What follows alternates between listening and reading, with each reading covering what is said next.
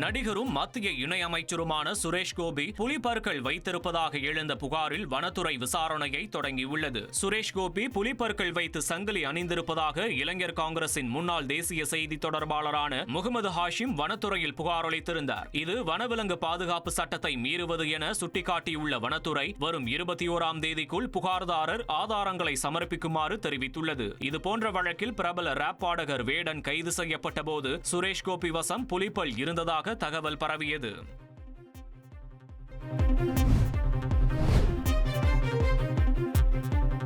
மகாராஷ்டிராவில் வாங்கிய கடனை திருப்பி செலுத்தாததால் இளைஞர்களை காரில் அடைத்து வைத்து அடித்து பாலியல் துன்புறுத்தல் செய்த சம்பவம் அதிர்ச்சியை ஏற்படுத்தியுள்ளது.